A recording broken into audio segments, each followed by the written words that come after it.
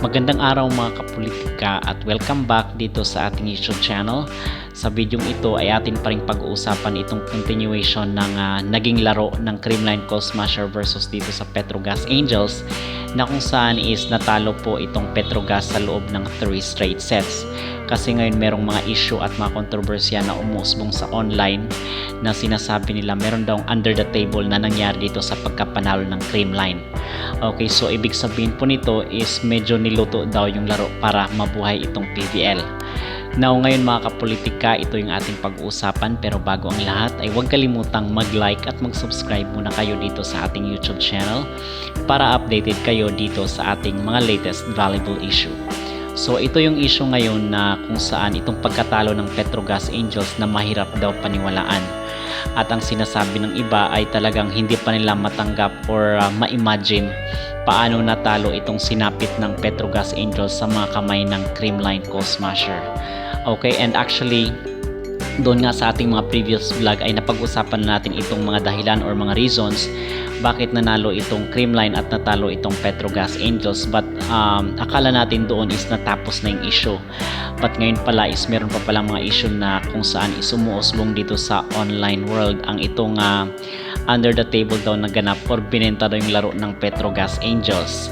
So backtrack muna tayo doon sa naging laro ng Creamline. Is sinabi doon na pa-time out itong si Coach Sherwin kung saan is sinubukang humabol nitong Petrogas. So ang sabi ni Coach Sherwin is alam nyo na yung game plan, alam nyo naman kung kanino ibibigay yung bola, so dapat yun ang bantayan. So ang tinutukoy niya dito is itong si Wilma Salas at si Van Siquel. So ito yung naging game plan ni Sherwin Meneses na kung saan bantayan sino yung naging scoring machine ng Petrogas.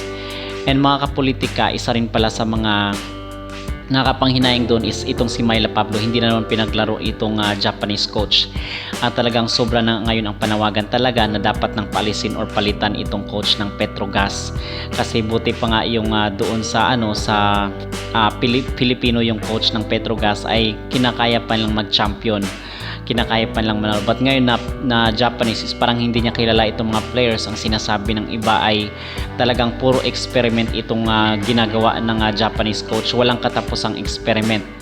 And in fact, meron niyang time doon na gusto nang magpasab itong si Wilma Salas kasi nga off yung laro niya at nagko-commit na siya ng mga error at na-block na siya ng Creamline Coal Smasher. But ang ginawa nitong Japanese coach na si Coach Koji ay talagang tinulak pa niya itong si Salas at sinabihan na kaya mo yan daw. Yun ang sinabi ng Japanese coach. So dito mga kapolitika is makikita natin talaga na ang problema ng Petrogas ay hindi itong mga players, kasi hindi niya kayang nakapagtataka lang kasi bakit dito sa pinaka-climax talaga, dito sa pinaka-crucial na laro itong Creamline na pinaka-crucial na laro ng Petrogas at Creamline, natalo itong Petrogas na kung saan sa knockout round pa.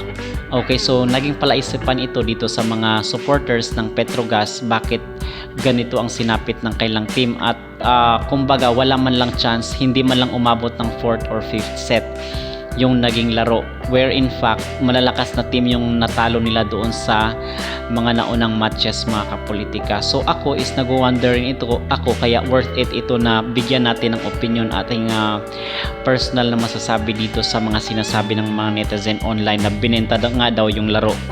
At idagdag mo pa mga kapolitika, isa sa mga nakapanghinayang dito is itong blockings ng Petrogas. Talagang zero blockings itong naganap dito sa Gas Angels, na kung saan is itong si RC, itong blocker ng Petrogas ay talagang laging late at talagang hindi siya makapuntos.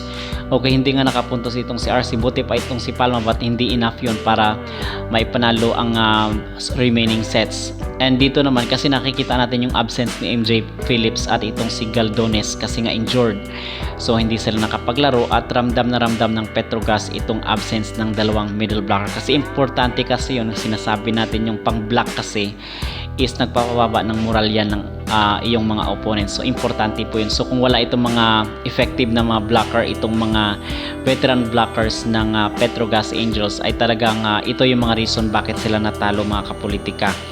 Okay, so ngayon ang sinasabi kasi dito sa online ay meron daw agreement itong PGA or itong Petrogas Angels sa PVL and sobrang dami na po ng mga video at natalakay natin doon sa ating previous video na kinakailangan rin mabuhay itong PVL kasi nga kinakailangan rin lang ng pambayad sa kanilang mga maintenance. And itong recently is merong kinakaharap na mga issue nga kasi nalaglag na nga itong Chocomocho Flying Titans, malalaglag pa itong Creamline Coal Smasher. So ano na lang yung maging kahinatnan ng PVL sa sinasabi na nga natin na baka matulad sa PSL itong PVL na nawalan ng viewers kung kaya tuluyan ang nagsara at hindi na tuluyan nakabangon mga kapolitika.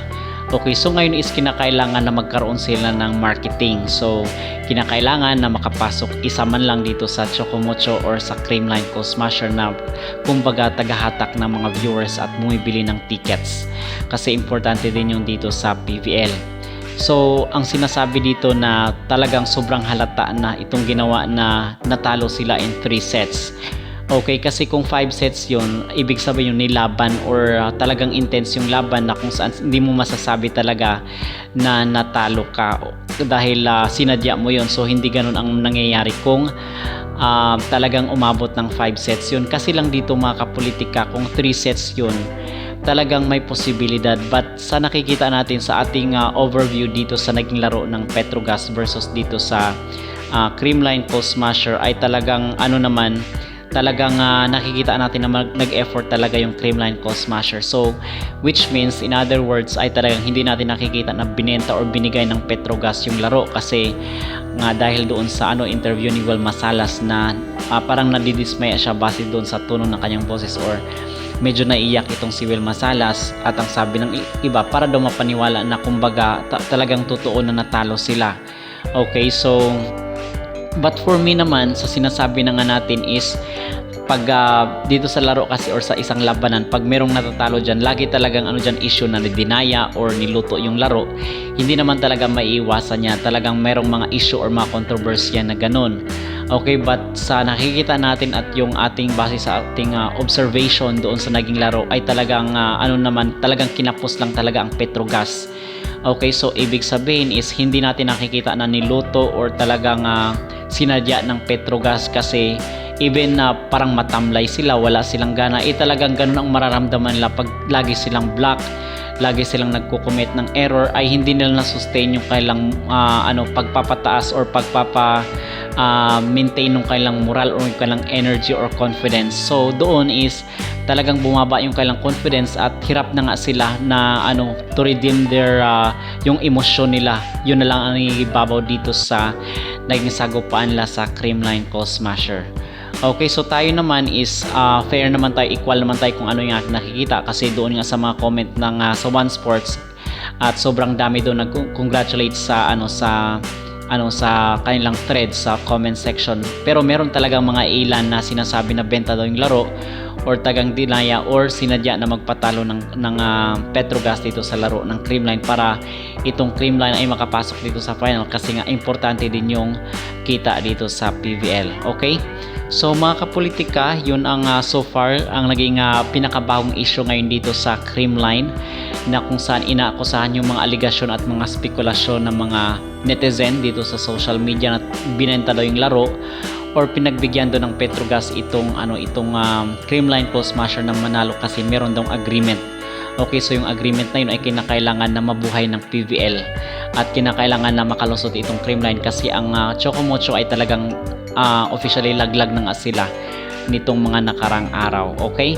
So ano ang yung masasabi mga kapolitika? Sa tingin nyo ba ay may nangyaring dayaan or under the table dito sa pagpanalo ng Creamline Coal Smasher o ay talagang fair lang yung naging laro? Mag-comment down below mga kapolitika at huwag kalimutang mag-like at mag-subscribe na rin kayo dito sa ating YouTube channel para updated kayo dito sa ating mga latest valuable issue.